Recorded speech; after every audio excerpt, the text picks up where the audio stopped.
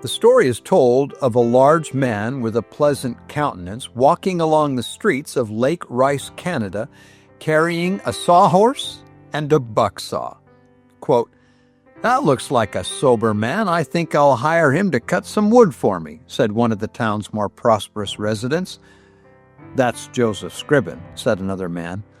"He wouldn't cut wood for you because you can afford to hire him. He only cuts wood for those who don't have enough money to pay." End of quote. Indeed, and so it was true.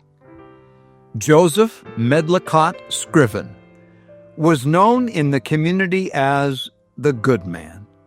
For years, he tended the cow of a Port Hope widow and carried the milk to her customers. He sawed wood for those who could not pay. He sold his watch, brought from Ireland, to replace someone's lost cow, and more than he could well spare, he gave to the needy. He went about doing good in emulation of the master he loved. Who was this man, and how did he come to be here? Joseph was born September 10th, 1819, near Dublin, Ireland. His father was a military man, and when Joseph came of age, he enrolled in a military college near London, but was soon forced to withdraw for reasons of health. He entered Trinity College, Dublin, where he received a BA degree in 1842.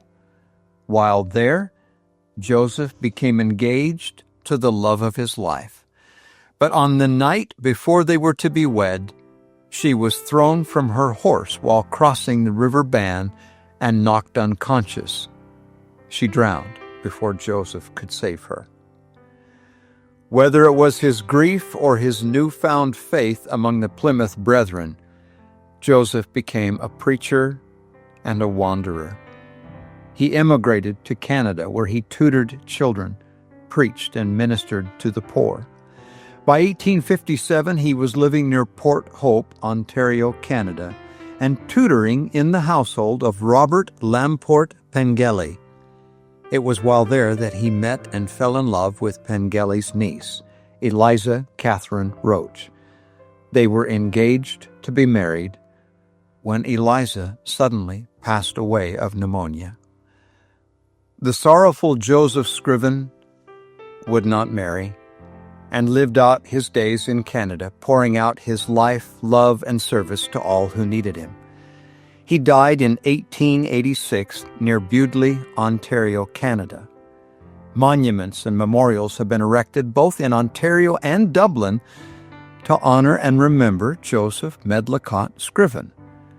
But it is not for his life of service that he is so justly remembered, but for a poem he wrote in 1855 that he never intended to publish. While living in Bewdley, he learned that his mother was ill in Ireland, and in an effort to administer to the dear one that he could not go to, he wrote a letter containing the following verses, which he titled, "Pray Without Ceasing." Quote, "What a friend we have in Jesus, all our sins and griefs to bear. What a privilege to carry everything to God in prayer. Oh, what peace we often forfeit. Oh, what needless pain we bear, all because we do not carry everything to God in prayer. Have we trials and temptations? Is there trouble anywhere? We should never be discouraged. Take it to the Lord in prayer. Can we find a friend so faithful who will all our sorrows share? Jesus knows our every weakness. Take it to the Lord in prayer. Are we weak and heavy laden, cumbered with a load of care? Precious Savior, still our refuge. Take it to the Lord in prayer. Do your friends despise, forsake you?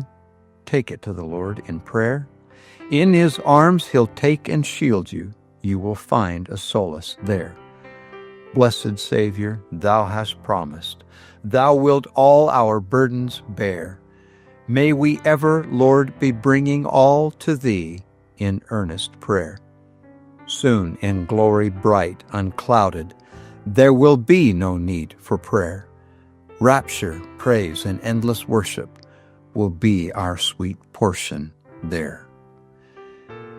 Joseph never intended that his humble poem be published, but it was later found and set to music and became one of the most popular Christian hymns of all time. What a friend we have in Jesus. Perhaps it is that only those who have known suffering and service as the Lord Jesus gave it can really know Jesus as Lord, Savior, Master, and friend.